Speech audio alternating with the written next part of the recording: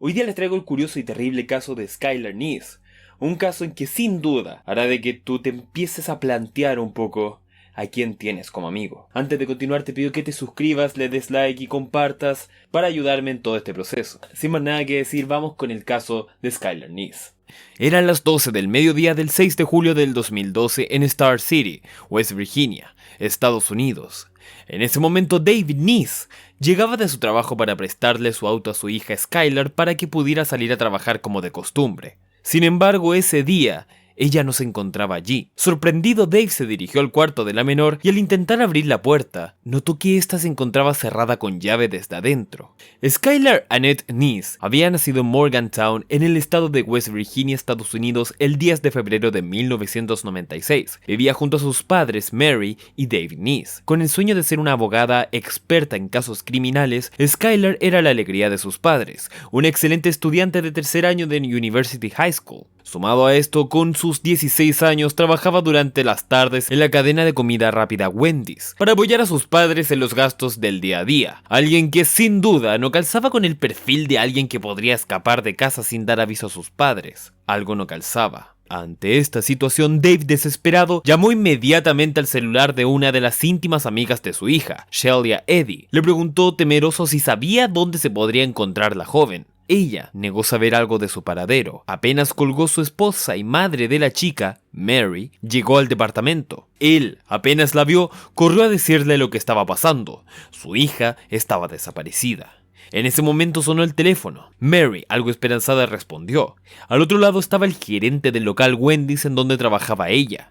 Él, al igual que los padres, estaba extrañado por la ausencia de Skylar, ya que jamás había faltado o llegado tarde siquiera a su trabajo. Mary, después de decirle que le iba a avisar una vez que supiera algo de ella, colgó, y al instante volvió a sonar el teléfono. Era Shelia Eddy. Quería decirles que la verdad es que sí, ella y Rachel Schaff, la otra amiga en común y parte del grupo de mejores amigas, habían estado con Skylar, pero el paseo que habían dado solo había durado 1 hora y a las 11 la habían dejado en la esquina para que el ruido del auto no los despertara. Los padres ya no daban más con la angustia de no saber con quién o quiénes había estado su hija después del paseo con sus amigas. Fue así como decidieron reportar el caso a la policía. Al instante recolectaron las imágenes de la cámara de seguridad del edificio y de la zona, en búsqueda de al menos una pista que pudiera dar con el paradero de la joven. Al ver lo que las cintas contenían, los padres sintieron cierto alivio. En ellas vieron a su hija subirse por su propia voluntad a un auto de marca irreconocible,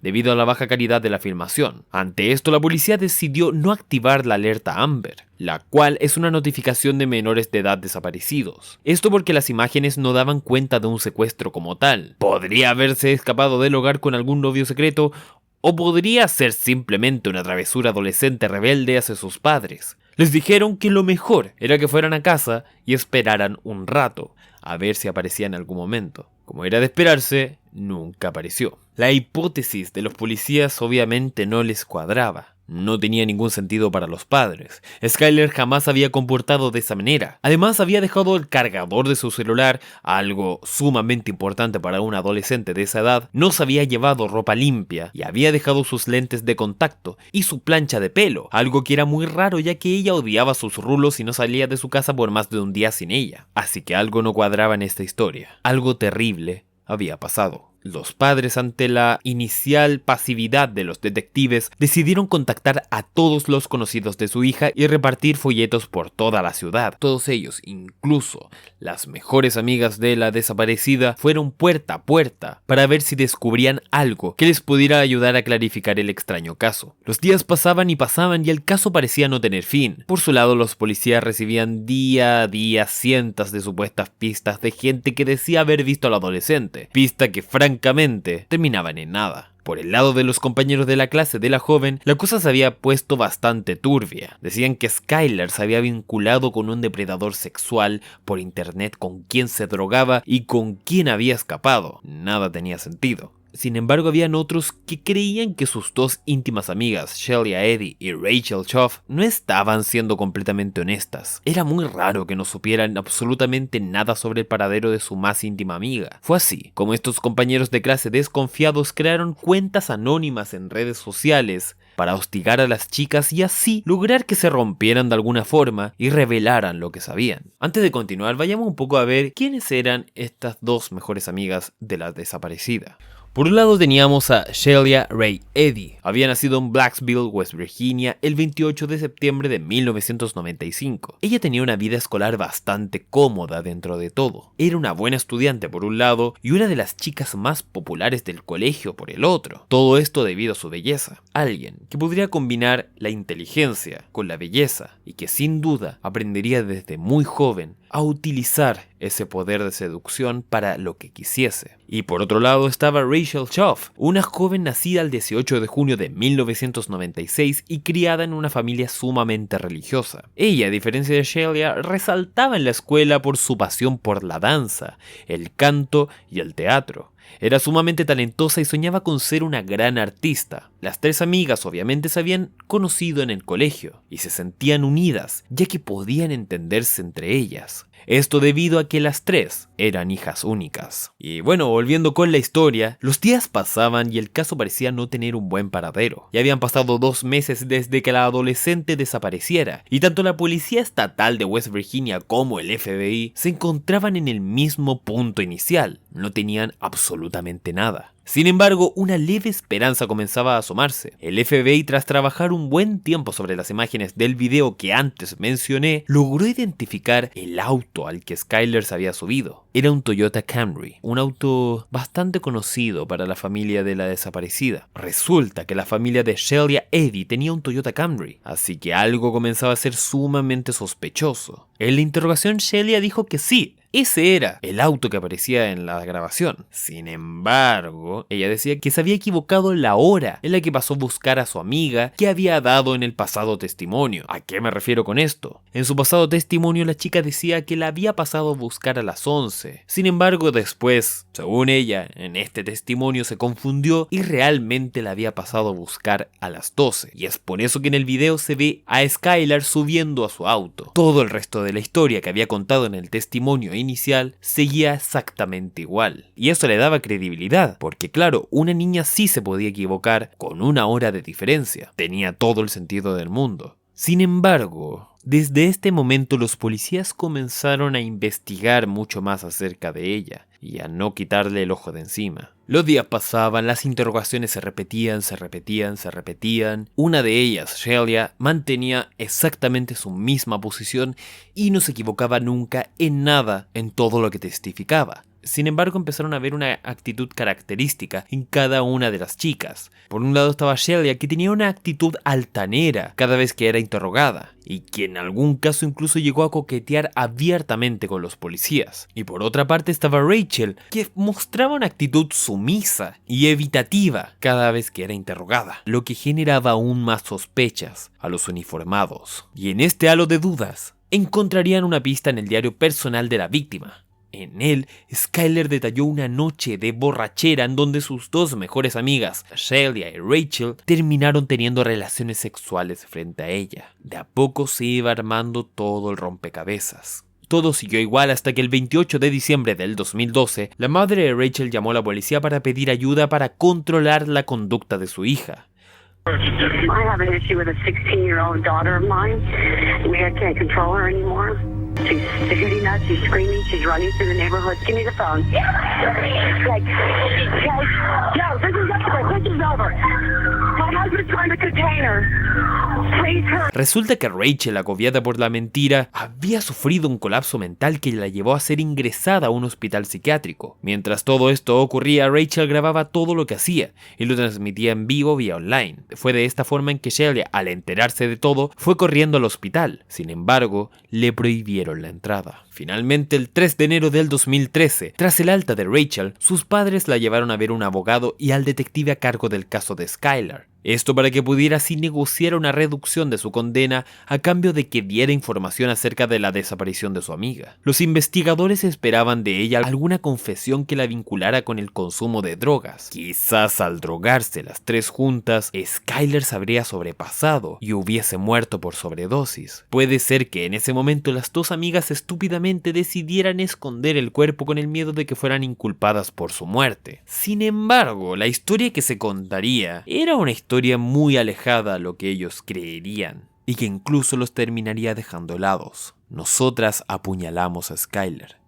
No fue un accidente, fue un asesinato. No nos gustaba más y no queríamos seguir siendo sus amigas. Simplemente nos caía mal. Los padres de Skyler no podían creerlo, cómo las mejores amigas eran capaces de matarla a propósito simplemente porque les caía mal. Tras esto, Rachel llevó a los investigadores hasta el sitio donde habían enterrado el cadáver. Fue así como lograron sacarlo el 16 de enero del 2013. Finalmente, el 1 de mayo del 2013, Rachel Choff se declaró culpable de asesinato en segundo grado. Ahora quedaba encontrar pruebas para inculpar a Shelia, algo que sería sumamente difícil debido a su inteligencia y frialdad. No sería hasta que la policía consiguiera una orden de allanamiento que lograrían revisar su casa y el auto. Sería de esta forma como encontrarían rastros de sangre de Skyler en el vehículo y en los cuchillos de cocina. Al fin, tenían a la otra culpable. Fue así como el 6 de septiembre del 2013, Shelia sería acusada por secuestro, asesinato en primer grado y conspiración, sentenciada a reclusión perpetua con la posibilidad de libertad condicional al cumplir recién 15 años de cárcel. Por su parte, Rachel Choff salió mejor parada. 30 años de prisión con la posibilidad de obtener la libertad recién a los 10 años de reclusión. Ambas siguen encarceladas hasta el día de hoy. Tras su detención, los investigadores terminaron de armar el rompecabezas de lo sucedido en la madrugada de julio. El 15 de julio del 2012, Skyler regresó al departamento de su familia a las 10 de la noche luego de su turno laboral en el local Wendy's como de costumbre. Luego de despedirse de sus padres, se metió a su habitación y cerró la puerta. Tras esto, salió de la ventana a las 12:31 de la madrugada del 6 de julio y se subió al auto conducido por Shelia para fumar marihuana y divertirse un rato con sus amigas. Amigas con quienes hace mucho tiempo no se juntaba, ya que habían discutido un par de veces. El plan de Skyler era pasarla bien, un plan en el que sus amigas, sin ella saberlo, no formaban parte. Resulta que ese día era la culminación de un plan estudiado en un total de 9 meses. Ya tenían todo preparado. Habían llenado un baúl con detergente, trapos de limpieza, ropa, cuerdas, toallas de papel, una pala y prendas limpias para cambiarse luego de cometer el asesinato. Dentro de los buzos y bajo sus axilas escondieron las armas, 2 cuchillos que habían envuelto para no lastimarse. Una vez que la pasaron a buscar, las 3 adolescentes se dirigieron hacia Blacksville, un sitio sin tránsito y rodeado por un bosque espeso, y se bajaron a preparar el terreno para lo que era una, entre comillas, noche de amigas. En ese momento, Rachel y Shelia se lamentaron de haber olvidado el encendedor en el auto. Skyler se ofreció para ir a buscarlo y apenas les dio la espalda, las amigas sacaron los cuchillos, contaron 1, 2, 3 y se abalanzaron sobre la joven. Ella intentó escapar y gritar, pero fue inútil. Fue así como Skyler moriría de la mano de quienes habían sido sus mejores amigas, asesinada por 50 puñaladas. Tras esto, su cuerpo fue enterrado bajo un árbol tapado por rocas, ramas, hojas y tierra. Todo esto en un lapso de 3 horas. Pero ¿cuál había sido la razón principal del asesinato? Los investigadores al inicio creyeron que fue para impedir que Skyler revelara el secreto de cuando Shelia y Rachel habían tenido un encuentro amoroso frente a ella. Una noche en la que las 3 habían salido de un bar, se habían emborrachado y ellas 2 comenzarían a tener relaciones sexuales frente a ella. Esto porque 2 semanas después del acontecimiento, Skyler había dicho en Twitter: "Le contaré a todo el colegio la mierda que sé".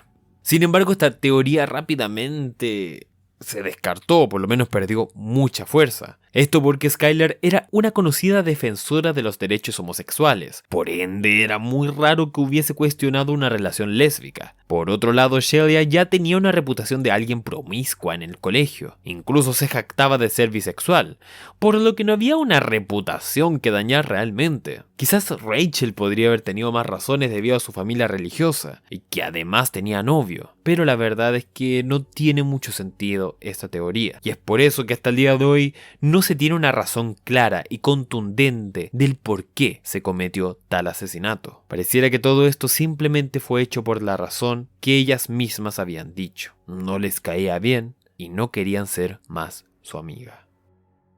Y bueno, este fue el caso de Skyler Neese, un suceso que sin duda, como dije antes, hará que te replantees a quién tienes como mejores amigos. Antes de terminar te pido que te suscribas, le des like, lo compartas e incluso lo comentes para ayudarme en todo este proceso. Sin más nada que decir, hasta la próxima.